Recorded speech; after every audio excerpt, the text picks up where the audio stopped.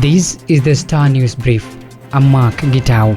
Households battling the high cost of living were largely left out in President Uhuru Kenyatta's final budget proposal presented on Thursday. In a budget outline tending to favor business and industry, Treasury Cabinet Secretary Yatani said current tax measures on key household products in the food basket, a move likely to see the current high cost of living persist if not worsen. Many people who spoke to the Star expected the National Treasury to review the high tax regime on petroleum products, especially value-added tax on fuel and gas introduced in the last 2 financial years.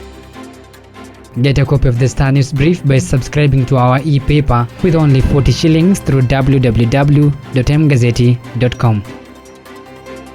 In the last shot at creating jobs, albeit a little too late, President Uhuru Kenyatta's administration has thrown its weight behind manufacturing by making it attractive to invest in the sector. National Treasury Cabinet Secretary Yatani on Thursday announced a raft of tax measures that are geared towards promoting the growth of industries and new investments, with Uhuru's Big Four agenda spilling into the next government's tenure for the financial year starting July 1st. In his 2022-2023 budget speech at Parliament, CS Yatani kept off the usual exemptions on basic commodities that the common mwananchi had anticipated in the wake of skyrocketing cost of living.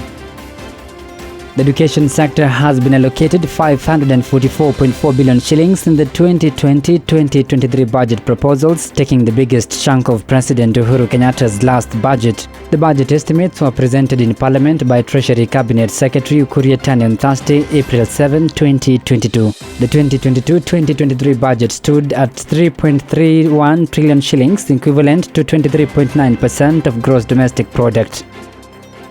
The National Treasury has allocated an additional 21.7 billion shillings to Independent Electoral and Boundaries Commission in the 2022-2023 financial year. In his budget address to Parliament on Thursday, Treasury Cabinet Secretary Yatani said this will help the electoral body in conducting the August 9 polls. In the last financial year, IEBC was allocated 22.9 billion shillings. IEBC has now received a total of 44.6 billion shillings for the purpose of the August 9 polls.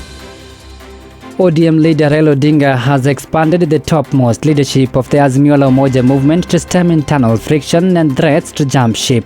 It has been expanded from 7 to 11 members. Azimio contains at least 23 parties and some smaller ones feel excluded. Raila Odinga, who is the Azimio la Umoja One Kenya Party president candidate, also said he's yet to pick his running mate.